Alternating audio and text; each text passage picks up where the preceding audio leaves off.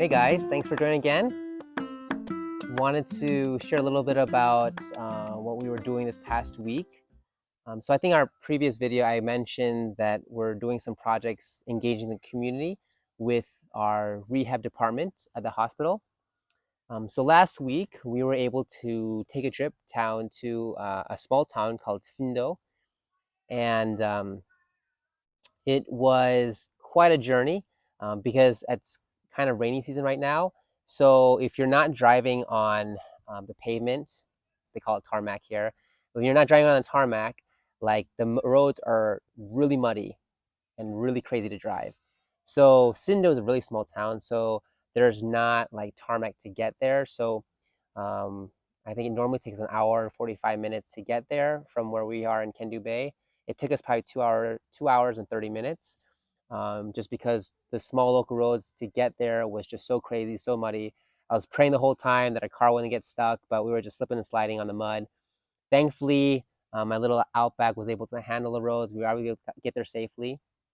But pretty much, we were able to go to Sindo, to this sub-county hospital, to be able to provide some education on clubfoot.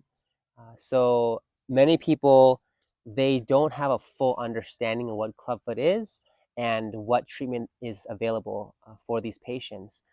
So my staff, who is really well trained with clubfoot and providing Ponseti method, which is the gold standard of treatment right now of treating clubfoot, he was able to kind of give a lecture for about an hour to the medical staff at this hospital. So we're talking doctors and nurses, social workers, community workers, rehab staff. So he was able to speak to them about what clubfoot is and essentially provide them enough information so they were able to recognize what clubfoot, provide the necessary education for the patients, and then to be able to direct them to the people that are most appropriate to provide the care.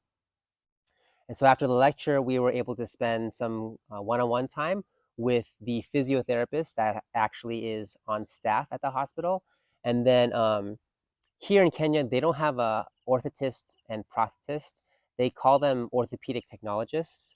So we work with the physiotherapist, the orthopedic technologist, and then a clinical officer on the actual technique of casting to treat these patients.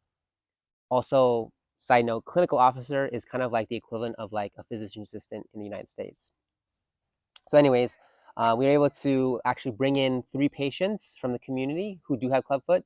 So they were able to assess them, um, measure them out, do a little kind of questionnaire, medical history, and then we were able to do some casting.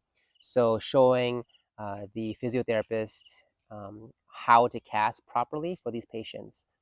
And then if they needed more care than what we can provide instruction on, we just recommend that they just refer their patients to us so that we can see them, since we have a little bit more experience with seeing clubfoot. So it was a good experience, just be able to get to a different community, different hospital, just be able to share some of the knowledge that we have and ultimately help the people in the community so they're able to get the care so that kids who are born with clubfoot aren't permanently disabled as they grow up into adults. So that was really cool to be a part of. And I'm actually really grateful for my staff was able to really happily oblige to take part of this. So it was really good. In other news, I guess um, it's actually interesting when you're like in a different country trying to figure out, how you can kind of make food that is familiar with you, the foods that you miss. And so this past week, um, we were fortunate enough to have our friends to go to this area in Kenya called Eldoret, which is like really known for, I think they're like farming and agriculture. And so they actually know people in Eldoret who actually grow like Korean vegetables. So they were able to get for us pechu, which is Napa cabbage, and then some like Korean or Chinese like radish. And so we were able to use these things so that I can make kimchi. So it was really cool to be able to get these vegetables here fresh in Kenya and be able to make kimchi which is something that not only me, but my family, we've missed eating. So it was actually really nice to be able to make some and to enjoy eating it as a family. So, it's just kind of these small little things that bring a little joy as we're here in Kenya. But yeah, it was kind of cool to see that we were even in Kenya, we were able to find these different ingredients and things that we needed to make some food as well too. So that's always cool to see. But yeah, our house is a work in progress still. They're pretty close. They started pretty much putting tile on the wall, in the bathroom, in the kitchen. The painters got in today and they started the first coat of paint in pretty much the living room and the bedrooms. So everything's coming together, and then hopefully we'll be able to move into our new place by next week. So that'll be exciting for our family.